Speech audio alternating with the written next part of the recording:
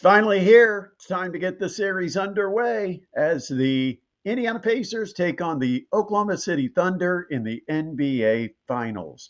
It has seemingly been forever since Oklahoma City last played a basketball game, disposing of the Minnesota Timberwolves in the Western Conference Finals. And the Indiana Pacers, of course, took care of the New York Knicks, but that series went 6 games.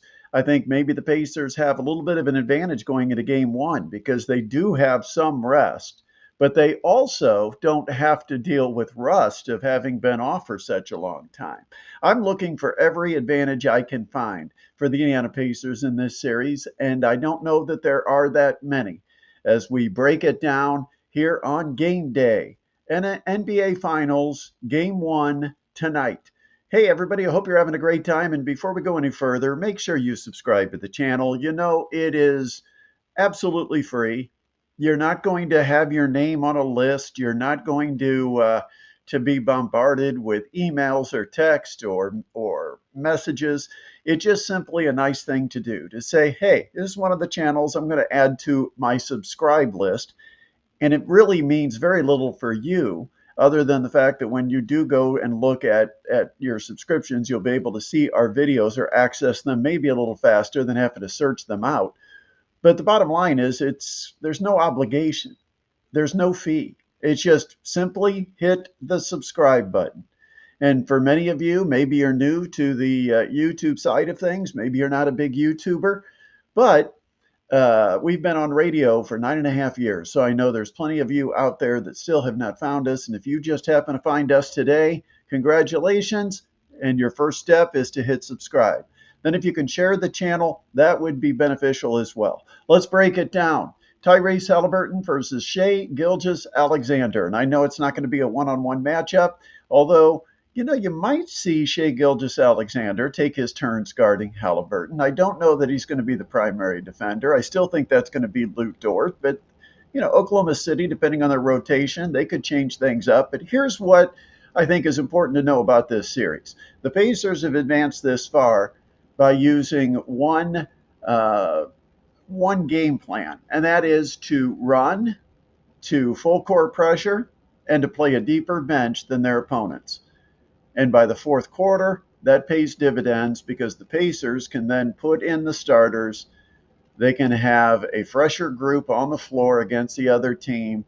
And generally, even if they're behind, they would have the strength to be able to come back against a team that is feeling some of the fatigue. Well, that advantage goes away here in the finals. It's not going to be the case against Oklahoma City for two reasons. Number one, Oklahoma City is a deep team. And number two, the NBA Finals, the way the schedule works out, instead of having every other day, it's play 2 days off, then the next game. So you play like every third day instead of every other day. I think there's one time in this series where you will have a single day off between two games.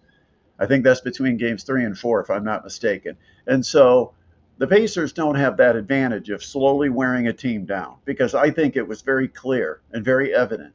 Against Cleveland, they struggled with it. Against the New York Knicks, they mightily struggled with it. I don't think the Knicks were in great shape. To be honest, I think they were in shape to play 30, 32 minutes a night, maybe 35. But when you start pushing them to 40 to 45 minutes, don't get the same player. Jalen Brunson, when did he get all of his points? He came out on fire in games 5 and 6, but then he faded down the stretch. Turnovers late, missed shots. He didn't have the same energy. Why? Because the Indiana Pacers wear you down with the full court pressure. And it's not that it's such tight pressure. It's just enough pressure in the backcourt to make you use crossover dribbles and to, work your way into the front court. And that uses energy. I had John Conchar once tell me that he didn't exactly enjoy playing point guard because he said dribbling the ball becomes very tiring after a while. When you start to feel fatigue in a basketball game, having to dribble does wear you down. And so you take these point guards that can wear down because of that constant pressure all the way up and down the court. And I think we saw that in the previous series. But with that added rest and the fact that Oklahoma City plays a deeper bench, which means the starters don't have to go 42 to 45 minutes, the Pacers lose that advantage. And so they've got to come up with something else that can beat Oklahoma City. And Oklahoma City, I think, just has an advantage going in because number one, the Pacers do have one less piece in their puzzle.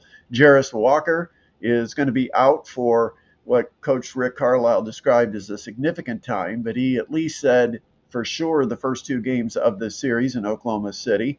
Jarris Walker's a guy that I thought played pretty well in the New York series when he finally got his opportunity to be out there. Ben Mathurin could be an important piece in the series. The Pacers are going to have to get X factor points because I don't think Tyrese Halliburton is going to be putting up 30 plus against Oklahoma City. I'd love to see it, but I just don't think. I mean, if you look at Oklahoma City, what they're able to do because of how they defend and how well they defend, especially with wing defenders and multiple wing defenders, and then they bring Alex Caruso off the bench to hound you. Oklahoma City makes it very difficult for the top player on the other team to totally dominate the game. And I think they're gonna target Pascal Siakam and Tyrese Halliburton with their defensive efforts. That means somebody else is going to have to step up. And who is that somebody else going to be? Is this the series where we finally see Andrew Nembhard step up? Neesmith is going to be Neesmith. He's going to have his streak. He's going to score some points, but I don't think he's going to dominate. Obi Toppin, he's got to be more consistent than he's been. But then, is it Ben Mathurin? Is he going to be the guy that you got to count on? I don't see it being Miles Turner, even though I think Turner does have some advantages against Hartenstein. I don't think Turner is going to be the guy that's going to score 25, 30 points. And I think that's what the Pacers are going to need because it's going to be a difficult team to beat, when you get into an up and down game. Pacers have been very good in those type of basketball games. They weren't as good against Oklahoma City this year, falling both times, 120 to 114 in Indianapolis, and I believe it was 132 to 111 when they played in Oklahoma City. And the Pacers, I think, are going to give up points, but I hope the Pacers can find a way to score points. I just don't know where those points are going to come from. Siakam, I think, will have his typical 18 to 20, maybe get into the low 20s. But I don't think Halliburton is going to have an explosive series offensively. And so I think you're going to have to find somebody else that provides the perimeter scoring. What do you think? Here we go. It is all up to the next 4 wins. Who gets them first, Oklahoma City or the Indiana Pacers? Game 1 tonight. Hope you enjoy it. We'll be keeping you up to tabs on what's happening. Also, just a couple of quick mentions. The Tin Caps have won the first 2 games of their series in Beloit. That series continues tonight.